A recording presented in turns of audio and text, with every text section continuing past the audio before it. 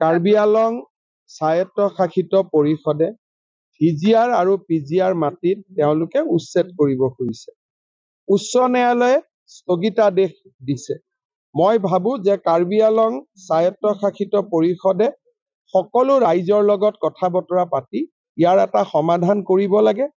অসম চৰকাৰ কাৰ্বি আলং স্বায়ত্তশাসিত পৰিষদৰ লগত আছে আৰু আমি সকলোৱে মিলি প্ৰচেষ্টা কৰিব লাগে যাতে পাহাৰীয়া জিলাখনত শান্তি আৰু সমন্বয় অব্যাহত থাকে। কাৰ্বি আলং স্বায়ত্তশাসিত পৰিষদে ভিজিআৰ আৰু পিজিআৰ মাটিত তেওঁলোকে উচ্ছেদ কৰিব খুজিছে। উচ্চ ন্যায়ালয়ে স্থগিতাদেশ দিছে। মই ভাবো যে কাৰ্বি আলং স্বায়ত্তশাসিত পৰিষদে সকলো ৰাইজৰ লগত কথা বতৰা পাতি ইয়াৰ এটা সমাধান কৰিব লাগে। অসম চৰকাৰ কাৰ্বি আলং স্বায়ত্তশাসিত পৰিষদৰ লগত আছে আৰু আমি সকলোৱে মিলি প্ৰচেষ্টা কৰিব লাগে যাতে পাহাৰীয়া জিলাখনত শান্তি আৰু সমন্বয় অব্যাহত থাকে। কাৰ্বি আলং স্বায়ত্তশাসিত পৰিষদে ভিজিআৰ আৰু পিজিআৰ মাটিত তেওঁলোকে উচ্ছেদ কৰিব খুজিছে। উচ্চ ন্যায়ালয়ে স্থগিতাদেশ দিছে। মই ভাবো যে কাৰ্বি আলং স্বায়ত্তশাসিত পৰিষদে সকলো ৰাইজৰ লগত কথা বতৰা পাতি ইয়াৰ এটা সমাধান কৰিব লাগে।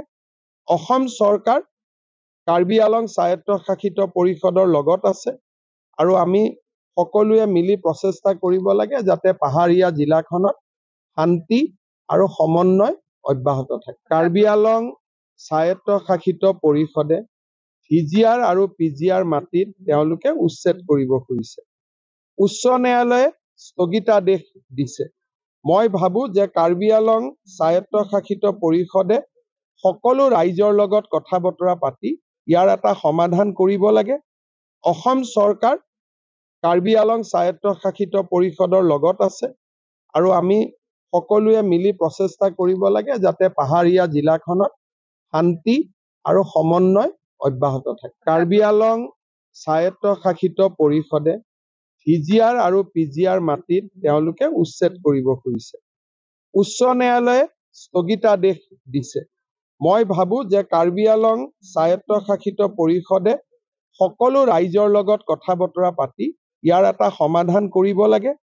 অসম চৰকাৰ কাৰ্বি আলং স্বায়ত্তশাসিত পৰিষদৰ লগত আছে আৰু আমি সকলোৱে মিলি প্ৰচেষ্টা কৰিব লাগে যাতে পাহাৰীয়া জিলাখনত শান্তি আৰু সমন্বয় অব্যাহত থাকে। কাৰ্বি আলং স্বায়ত্তশাসিত পৰিষদে ভিজিআৰ আৰু পিজিআৰ মাটিত তেওঁলোকে উচ্ছেদ কৰিব খুজিছে।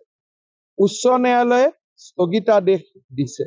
মই ভাবো যে কাৰ্বি আলং স্বায়ত্তশাসিত পৰিষদে সকলো ৰাইজৰ লগত কথা বতৰা পাতি ইয়াৰ এটা সমাধান কৰিব লাগে।